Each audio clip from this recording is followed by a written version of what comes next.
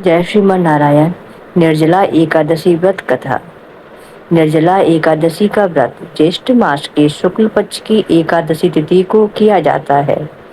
हिंदू धर्म में एकादशी व्रत का मात्र धार्मिक महत्व ही नहीं, ये व्रत मानसिक एवं शारीरिक स्वास्थ्य के नजरिए से भी बहुत महत्वपूर्ण है। एकादशी का व्रत भगवान विष्णु की आराधना को समर्पित होता है। इस एकादशी का व्रत करके श्रद्धा और सामर्थ्य के अनुसार दान करना चाहिए। इस दिन विधि पूर्वक जल कलश का दान करने वालों को पूरे साल की एकादशियों का फल मिलता है। इस प्रकार जो इस पवित्र एकादशी का व्रत करता है वह समस्त पापों से मुक्ति हो जाता है। एक बार बहुभोजी भीमसेन ने व्यास जी के मुख से प्रत्येक एकादशी को निराहार रहने का नियम सुनकर विनम्र भाव से निवेदन किया कि महाराज, मुझसे कोई व्रत नहीं किया जाता। दिन भर बड़ी तीव्र क्षुधा ही रहती है।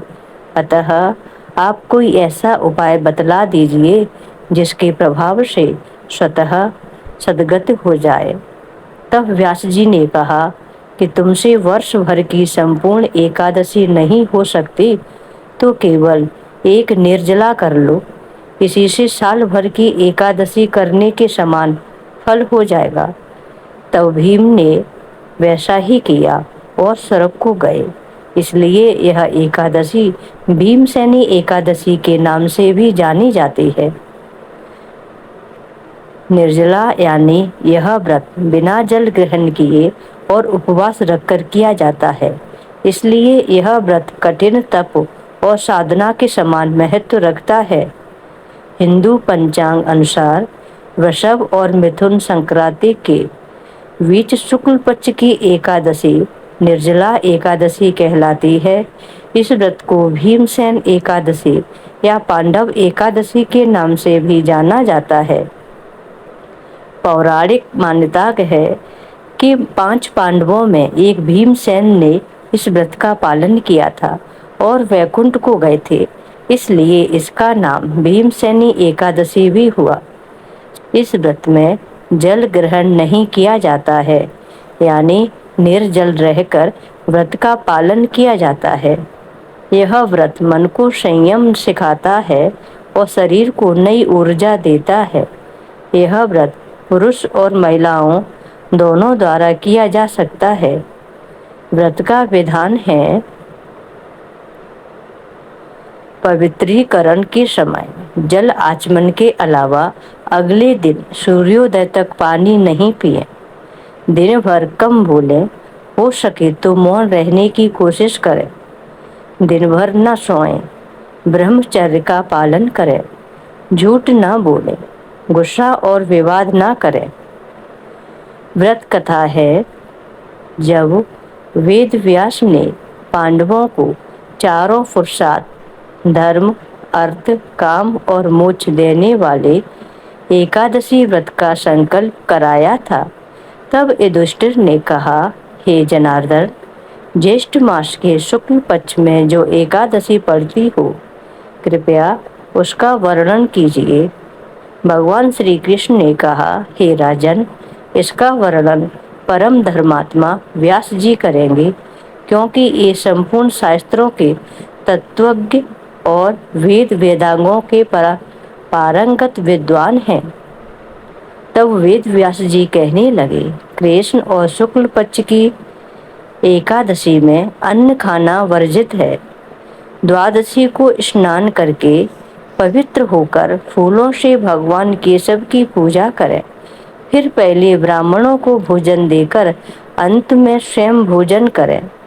यह सुनकर भीमसेन बोले, परम बुद्धिमान पितामह, मेरी उत्तम बात सुनिए। राजा युधिष्ठिर, माता कुंती, द्रौपदी, अर्जुन, नकुल और सहदेव ये एकादशी को कभी भोजन नहीं करते तथा मुझसे भी हमेशा यही कहती है कि भीमसेन एकादशी को तुम भी न खाया करो, परंतु मैं उन लोगों से यही कहता हूँ, मुझसे भूख नहीं सही जाएगी। भीमसेन की बात सुनकर व्यास जी ने कहा, यदि तुम नरक को दूषित समझते हो और तुम्हें स्वर्गलोक की प्राप्ति अभीष्ट है और तो दोनों पक्षों की एकादशियों के दिन भोजन नहीं करना। भीमसेन बोले, महाबुद्धिमान पितामह, मैं आपके सामने सच कहता हूँ, मुझसे एक बार भोजन करके भी व्रत नहीं किया जा सकता, तो फिर उपवास करके मैं कैसे रह सकता हूँ। मेरे उदर में वृक नामक अग्नि सदा प्रज्वलित रहती है, अतः जब मैं बहुत अधिक खाता हूँ तभी यह शांत होती है। इसलिए महामुनि, मैं पूरे वर्ष भर में केवल एक ही उपवास कर सकता हूँ, जिससे स्वर्ग की प्राप्ति सुलभ हो तथा जिसके करने से मैं कल्याण का भागी हो सकूं।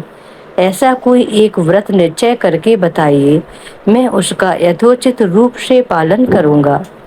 व्यास जी ने कहा, भीम, ज्येष्ठ मास में सूर्य वृष राशि पर हो या मिथुन राशि पर शुक्ल पक्ष में जो एकादशी हो, उसका यत्न पूर्वक निर्जल व्रत करो।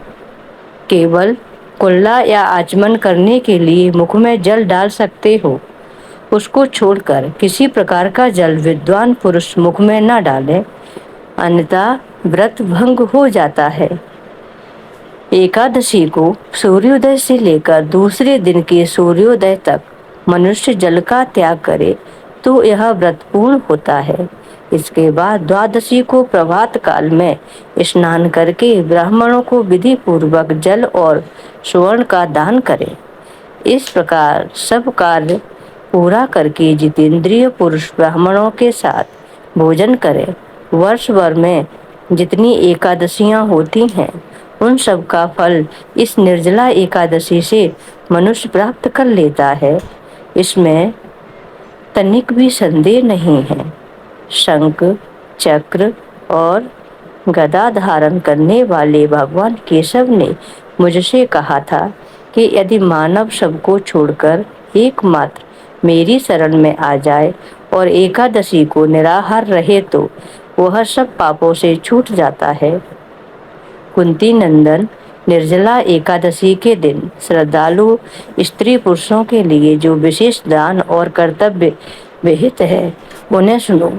उस दिन जल में शयन करने वाले भगवान विष्णु का पूजन और जलमयी धेनु यानी पानी में खड़ी गाय का दान करना चाहिए।